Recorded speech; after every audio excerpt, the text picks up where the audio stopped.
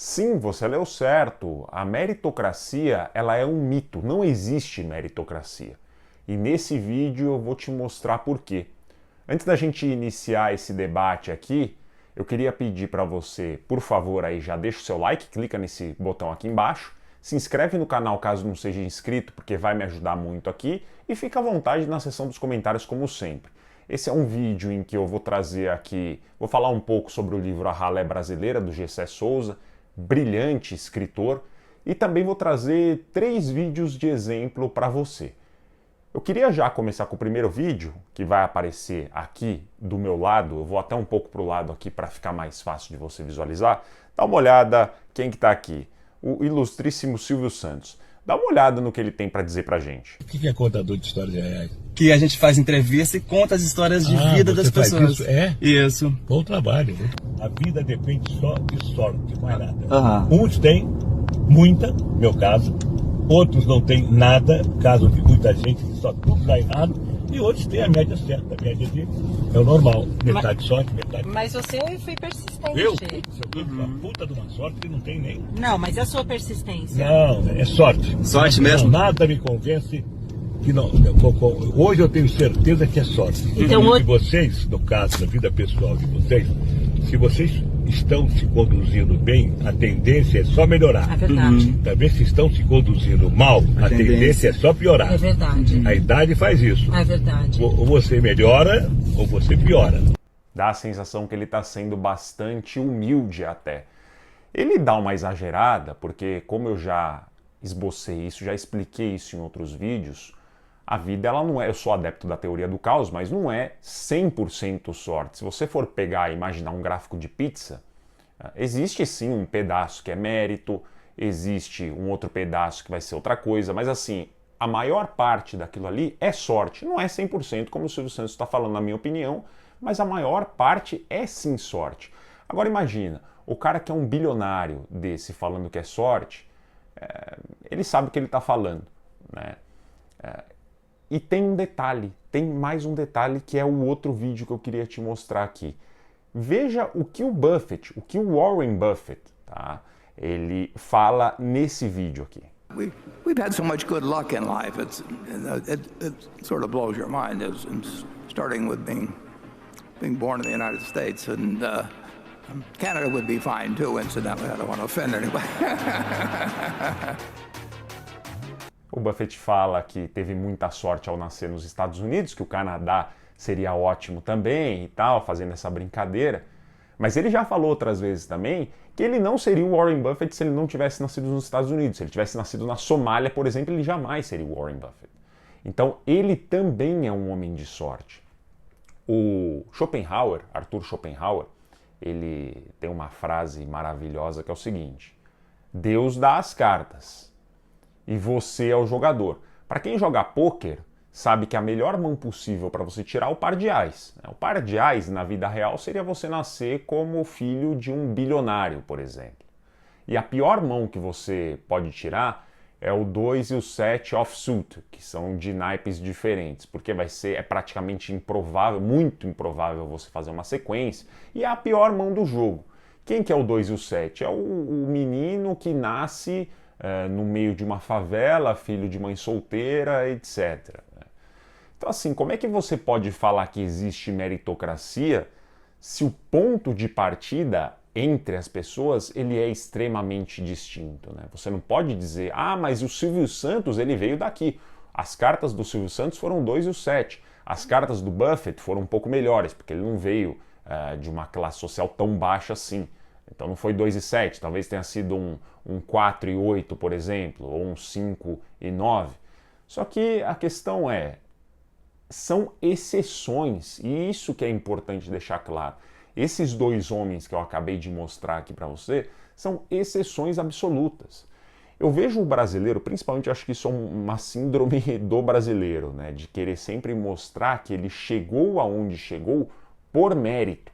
Eu tenho mérito de ter conquistado tal coisa.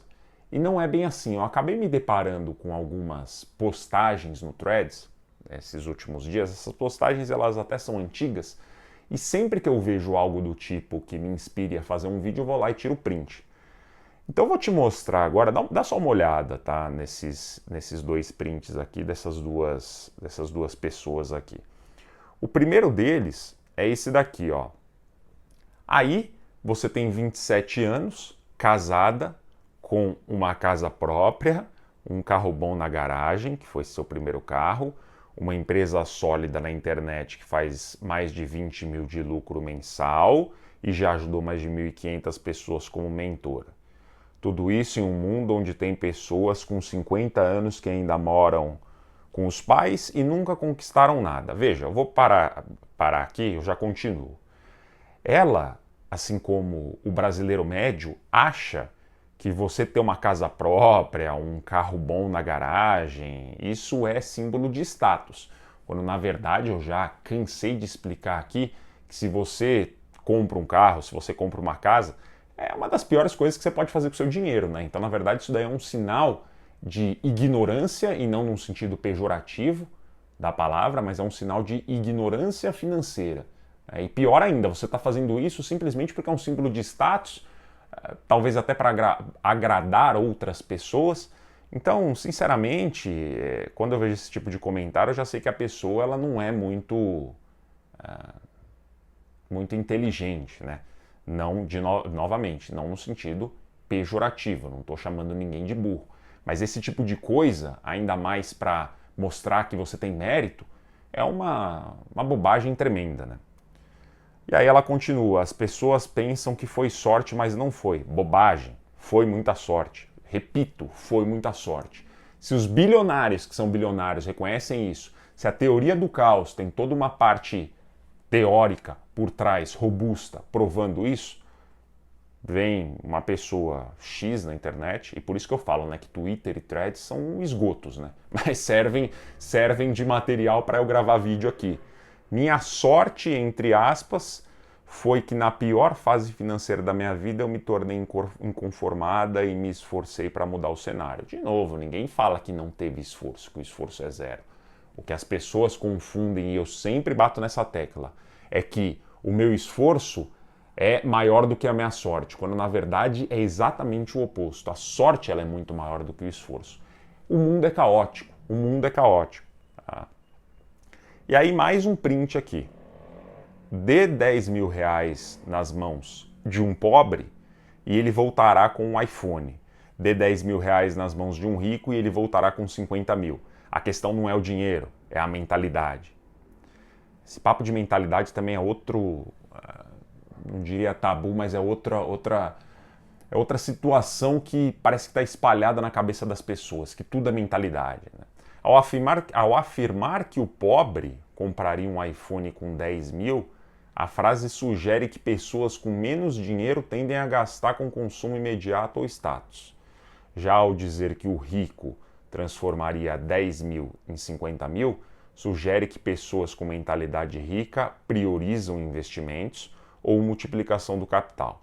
O ponto central não é o dinheiro em si que faz a diferença, mas como a pessoa pensa e age em relação a ele, ou seja, a mentalidade. Espero ter esclarecido.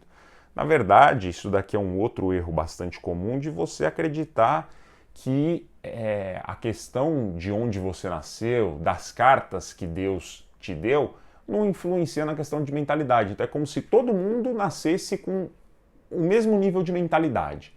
E ao longo da vida é o pobre só porque é pobre, ele tem uma mentalidade assim, ele nunca teve a oportunidade de ter uma mentalidade de abundância. Ah, não, mas é só ir atrás, só correr atrás. Não é assim que funciona.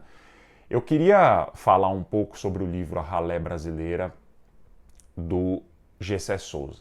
Eu não sou de esquerda, você já deve ter percebido se você me acompanha aqui, obviamente que eu não sou de esquerda, mas o Gessé Souza, que é sim um escritor de esquerda, o cara é brilhante. Eu vou fazer um meia-culpa aqui, eu acreditava em meritocracia antes de ler o livro dele, confesso, sempre acreditei nisso. Entrei na USP por mérito, fiz mestrado na GV por mérito, e a bem da verdade é que é bullshit, não tem nada a ver isso, não tem nada a ver. Eu nasci na família certa, no momento certo. Se meus pais não tivessem pagado uma das melhores escolas do país na época, eu não teria entrado na USP. Se eu tivesse nascido numa família no meio do Complexo do Alemão, essa pergunta ela é fantástica para você se fazer. Se você teve oportunidades na vida, se você já tem patrimônio, se pergunte o seguinte: se você tivesse nascido no meio do Complexo do Alemão, você realmente acha, filho de uma mãe solteira, por exemplo, você realmente acha que você teria conquistado o que você conquistou? Se eu respondesse que sim, seria uma desonestidade intelectual enorme, né? Enorme. É óbvio que não. Eu nasci na família certa, pagaram um excelente colégio para mim, que me possibilitou entrar na USP, fazer mestrado na FGV, ir morar na Europa, ir morar no México. Foi isso que me possibilitou conquistar o que eu consegui conquistar até o momento. Né? Então, é esse tipo de coisa que eu não vejo os brasileiros reconhecendo, e é um tabu isso. Cada vez que eu posto falando que meritocracia não existe, as pessoas vêm falando, não, isso daí você está errado, é óbvio que eu tenho mérito de chegar onde eu cheguei, etc, etc. E aí eu queria só abordar aqui, eu fiz umas anotações a respeito do livro A Ralé Brasileira, um livro grande, extenso, muito bom mesmo, do conceito que ele passa. Ele fala que a meritocracia é apresentada como uma ideologia que afirma que cada pessoa está na posição social que merece, fruto do seu esforço pessoal, exatamente o que eu falei agora. Todo mundo, tudo que existe hoje, está cada um na sua posição, você é pobre porque você não se esforça. Isso é um erro crasso, né? É um erro crasso. Por que é um mito? Trouxe 4 pontos aqui. Desigualdade de ponto de partida, os filhos da elite eles já nascem com acesso a bem cultural, emocional, simbólico, que facilita seu sucesso, enquanto a ralé cresce em lar desestruturado, sem estímulo, sem referência e sem acesso a redes de apoio. O que é um lar desestruturado? Você precisa de um pai e de uma mãe. Você precisa, isso é um lar estruturado, né? E pais funcionais. Eu vi até uma matéria uma vez que a turma lá do PCC, a turma dos bandidos da favela, eles preferem captar novos entrantes que não possuem pai presente dentro de casa. Por quê? Porque é muito mais fácil você captar esses meninos que não têm pai presente em casa. Então é muito mais fácil eles virarem bandidos. Ao passo que no caso da mulher, aí é gravidez indesejada, gravidez muito cedo também, lá com seus 12, 13 anos, isso é um problema no Brasil que a gente tem. Então, lares desestruturados, eles já saem atrás, né? Então a família que você já nasceu já vai te ditar aí uma boa parte do que vai ser seu futuro, inevitavelmente. Né? Segundo ponto, naturalização da desigualdade. O discurso meritocrático faz parecer que os pobres são pobres por preguiça, incompetência ou falta de disciplina. Isso é muito comum, esse discurso é muito comum também. Isso gera preconceito, estigmatização e culpabilização da vítima. Reprodução invisível dos privilégios, esse é o item 3. A transmissão de capital cultural, linguagem, comportamento, repertório, é feita desde a infância nas famílias mais favorecidas. Exatamente, a cultura é outra. Você mora no mesmo país, mas a elite tem uma cultura, a ralé tem outra e a classe média tem outra. Isso não aparece nas estatísticas econômicas, mas é tão decisivo, tão ou mais decisivo que o dinheiro. Ele fala muito isso no livro, né? As pessoas acreditam que é o seguinte, bom, o problema é uma questão de desigualdade financeira. Vamos pegar o dinheiro e vamos redistribuir a renda aqui que está tudo resolvido. Não, é muito pior do que isso, né? Porque se você botar todo o dinheiro, o Buffett falou isso uma vez, tenho certeza, abre aspas, tenho certeza que se você pegar todo o dinheiro do mundo e distribuir igualmente entre as pessoas, no dia seguinte vai voltar a ter mendigo e vai voltar a ter bilionário. Isso é o que vai acontecer. O problema ele não é financeiro, não é só financeiro. Existe toda uma estrutura cultural, social, que precisaria ser mudada para essa pobreza, toda essa situação ela ser desfeita. Isso nunca vai acontecer, tá? A gente está falando aqui bonito, mas já falei, o Brasil não é um país que vai dar certo, pode esquecer, tá? E o quarto e último é o sistema educacional como agente reprodutor. A escola, longe de ser o grande equalizador social, serve muitas vezes para reproduzir as diferenças de origem, pois quem chega à escola sem capital cultural dificilmente se iguala aos demais. Então não é a educação o problema também, né? Porque uma coisa é você estudar numa escola pública, com professores ali que não são tão bem preparados para atender aqueles alunos, e talvez até em nível técnico, versus um aluno poder estudar nas melhores escolas do Brasil, as escolas privadas, com oportunidade de fazer intercâmbio, oportunidade de falar 3, 4 línguas. É difícil, assim, o gap ele é muito grande e ele não é só dentro de uma esfera. como eu acabei de falar, não é só dentro da esfera econômica, não é só dentro da esfera educacional, é um negócio muito maior e, na minha opinião, isso não vai mudar. Só para a gente fechar, porque ficou um vídeo bem pesado, eu sei disso, eu queria só terminar aqui com o último vídeo em que a gente vai falar da Oprah. Dá uma olhada. Tem um livro que eu gosto que ele chama Unfair Advantage, que é a vantagem desleal. Todo mundo para pouco para pensar na vida em algum momento e fala, pô, o mundo é desigual, ele é desleal, tem gente que tem umas vantagens que eu não tenho, pô, eu não nasci nos Estados Unidos, já me fez? Warren Buffett fala muito isso, né, que ele, dei sorte nasci nos Estados Unidos. Nos Estados Unidos ou no Afeganistão, cara, mudou muito o que você vai ter acesso na vida. Agora, o hack pra te progredir no mundo, dado que essa é uma verdade universal, é você sacar quais são as suas. Então, todo mundo tem uma vantagem desleal. Nesse livro ele conta a história da Oprah, que ela tem uma história, assim, de origem bem dramática, né, de abuso e do pior possível, assim, que poderia acontecer com uma mulher, mas ela sacou quando era criança que ela era uma baita comunicadora na igreja, todo mundo chamava ela pras igrejas e ela foi pra cima da vantagem desleal dela e virou a primeira mulher negra dos Estados Unidos a ter $1 bilhão de patrimônio. Cara, que legal isso daqui, né? A mensagem que fica, que eu quero deixar pra você, pra gente encerrar esse vídeo é: use a sua vantagem desleal. Se você não sabe ainda qual é, descubra, pergunte às pessoas, mas use-a. Use-a para o seu próprio bem, para que você consiga crescer. Muitos me perguntam o seguinte, pô, eu sou nota 2 nessa característica e sou nota 7 nessa outra. Você acha que eu deveria pegar esse 2 e tentar levar ele para um 4, 5 ou pego esse 7 e aprimoro mais? A resposta mais comum que eu vejo as pessoas tentando fazer na vida é tentar levar esse 2 para o 4, 5. Para ficar ali, para você ser mediano em tudo, não ter nenhum déficit em determinada característica. A não ser que essa característica seja muito fundamental para tudo, tipo comunicação. Você precisa ter um nível de comunicação razoável para qualquer tipo de atividade que você vai fazer. Aí você tem que tirar desse 2 e subir lá para o 5 mesmo, porque comunicação é um negócio extremamente básico. Só que se não for, a minha sugestão é você sempre pegar esse 7 e tentar, não importa que você continue como 2, mas pega esse 7 e joga lá para 9, para 10, porque você vai ficar especialista em determinado assunto. Veja a Oprah.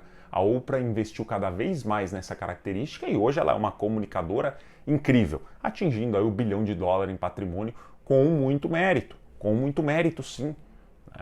É óbvio que nas cartas divinas, nas cartas de Deus, ela recebeu uma mão que não foi boa, só que uma das características dela, que é de ser boa comunicadora, ela foi lá e explorou essa vantagem desleal, como ele falou aqui no vídeo, e acabou se tornando, o resto é história, né? A Oprah acabou se tornando aí um dos maiores nomes dos Estados Unidos. Então, eu queria terminar esse vídeo com essa mensagem positiva. Foque na sua vantagem desleal, tá bom? Espero que tenha gostado, um forte abraço e até mais.